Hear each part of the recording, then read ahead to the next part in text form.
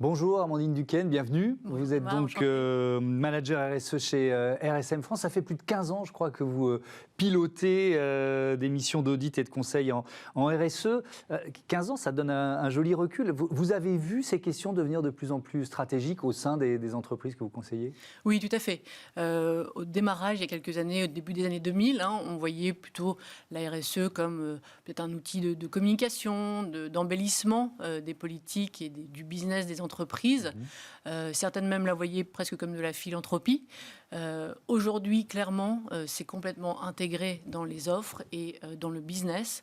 Les entreprises doivent se saisir de ces questions et ne peuvent pas mettre la RSE à côté. Ça doit être complètement innervé, si vous voulez, les activités de l'entreprise. Oui, c'est transversal, quoi, tout simplement. Alors, on est ensemble pour parler de la taxonomie verte européenne avec 6 critères communs. Il y a 2 critères climatiques, 4 critères environnementaux, évaluation de la durabilité de 70 activités économiques qui représentent 93% des émissions de gaz à effet de serre dans l'Union européenne. En fait, c'est quoi ? C'est un système de classification, tout simplement. Comment ça va fonctionner, cette taxonomie ? Oui, complètement. Alors, il faut revenir peut-être à la genèse de cette taxonomie. Vous savez que le changement climatique, la dégradation de l'environnement est une menace pour la planète entière.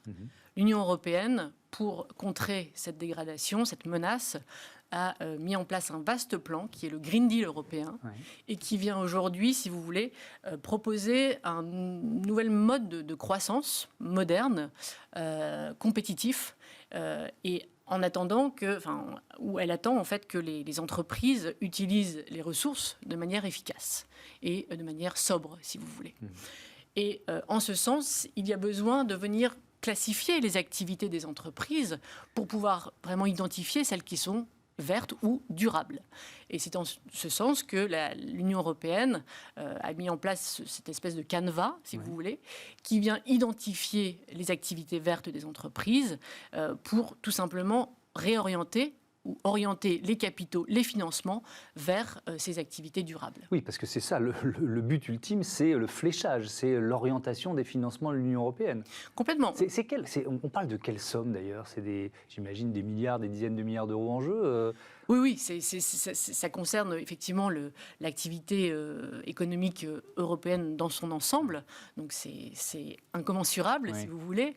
Après, c'est une vraie lame de fond pour l'économie européenne. Mais il faut aussi le voir comme un horizon. C'est-à-dire que la taxonomie ne va pas venir du jour au lendemain transformer les manières d'investir des investisseurs. Aujourd'hui, si on regarde les 2 premiers objectifs sur le climat, seuls peut-être 3-4% des activités actuelles sont vraiment favorables au climat.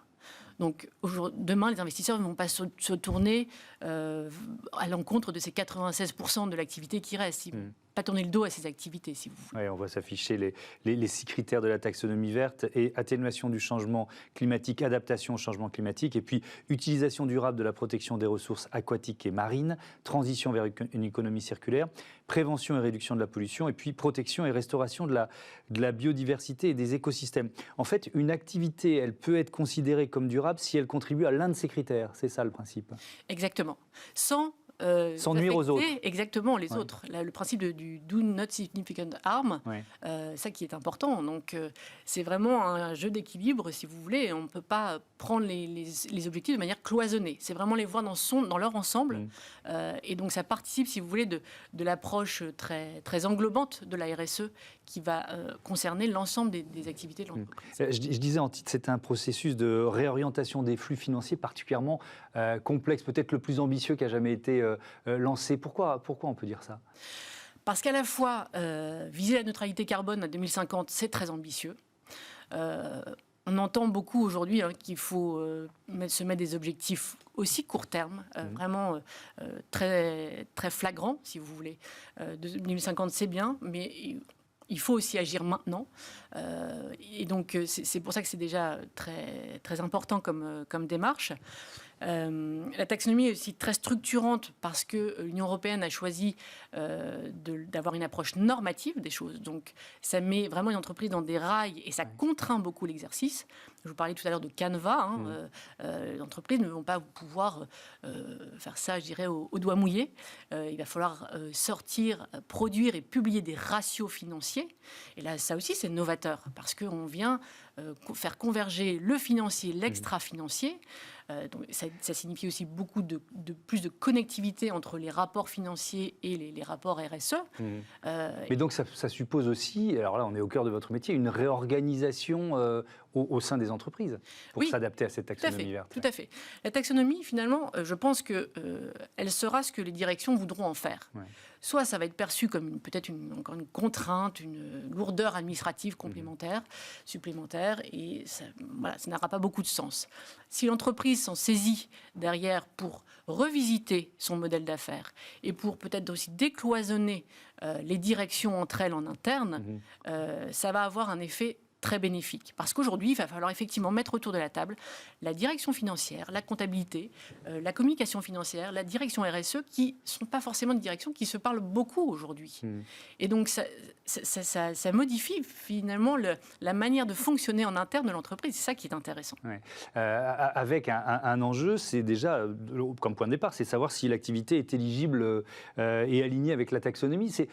Quel conseil vous donnez à vos clients en la matière pour déjà répondre à cette première question? Oui, alors c'est vrai que cette année, certaines entreprises sont déjà concernées sur leur exercice 2021, avec un reporting allégé, on y va step by step. L'idée là est de vraiment, on n'a pas d'autre choix que de se plonger dans les textes, des actes délégués de la taxonomie. Après, ils sont assez bien articulés, donc on peut suivre assez facilement le cheminement, mais ça nécessite effectivement d'analyser le modèle économique sous l'angle environnemental, climatique, biodiversité, qui est aussi une nouveauté pour l'entreprise, clairement. Oui. Donc ça c'est l'enjeu des prochaines semaines et des prochains mois et des prochaines années, parce que vous nous l'avez dit, c'est un processus de long terme, mais il y a une actualité récente. Le 31 décembre, la Commission européenne qui a fourni aux États membres un projet de texte qui intègre le nucléaire et le gaz naturel à la taxonomie verte. Bon, ça doit encore être validé par le Parlement européen, mais peut-être, alors c'est pas votre domaine, la diplomatie, mais est-ce que c'est une forme de victoire quand même pour la diplomatie française, ça ? Probablement. Peut-être court terme, peut-être. C'est quand même un contre-message qui est envoyé, en tout cas pour le gaz, qui est une énergie fossile. Ça peut peut-être freiner l'ambition qu'on a mis derrière cette taxonomie. On parlait vraiment tout à l'heure de messages structurants à travers la taxonomie. J'espère que ça ne va pas être un obstacle trop fort.